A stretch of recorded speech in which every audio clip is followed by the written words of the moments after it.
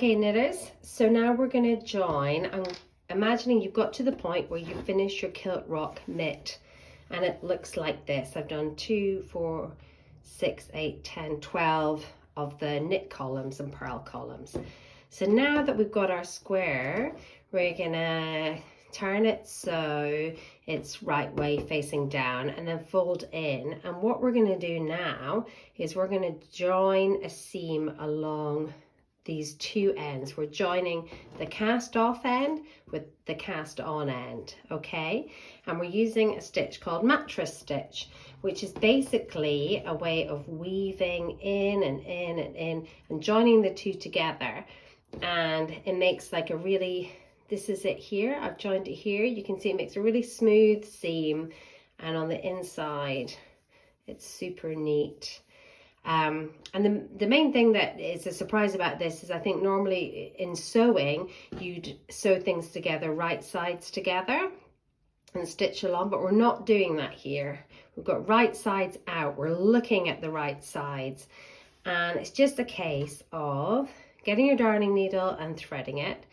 I'm using a different color yarn here so you can see what I'm doing. So first of all, to get us started, I'm just going to go into the bottom corner of one side of the work. This is a bit fiddly, so it'll be a lot easier in class. I can come around and show you in person, and then I go into the other side, and that's just got us ready so we can see what we're going to do. We're going to join to about here and then stop. If I put this on, I've joined all the way along here, stop, there's no measurements, I just kind of wrap it around my hand and see where I want my thumb hole to be, and then I didn't join that section, and then I just did an extra little section there, and it's that easy. Okay, so let's get mattressing. So the basics are, we're going to be sewing, so we have row of knitting, cast off. And we're going to be working into this divot, this valley in between that row of knitting and the cast off. So you see how there's all these bars being stretched across, and there's like a double V, and right beside that there's the 2 bars of that stitch. So we're going to be picking up these 2 bars every time. So if you get stuck, just pull these apart. So we're going to work into that, and on the other side, we're going to be working in between the last row and the cast off.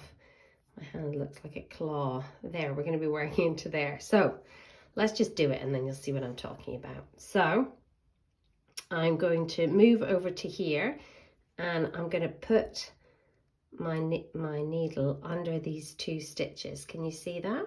And I'm going to pull, not too tight to begin with. Let's just do the first couple and then we'll regroup. Then on the other side, I go through the hole that I've come up, find those 2 bars, they're just sitting on the surface, go through. All my tails are getting tangled. Then I'm going to go on to the green side. I can see my 2 bars there. I'm going to go under. I'm not going to pull too tight yet.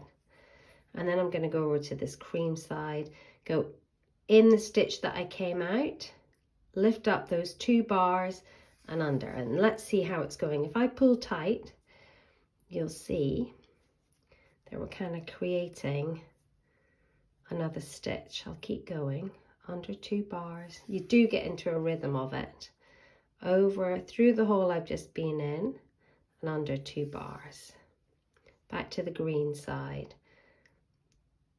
Under the 2 bars, 1, 2, sometimes they're a bit felted-y.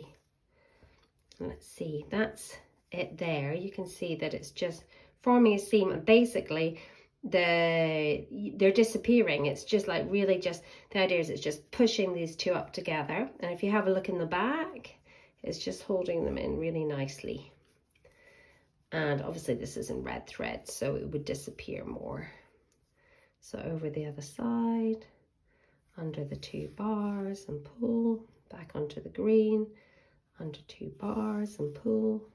So remember, I'm not going into that row of knitting, it's the valley underneath. And let's have a look. Okay, so just continue as.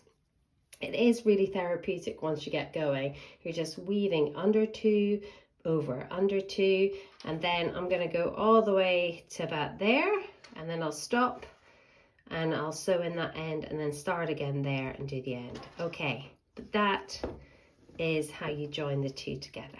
Okay,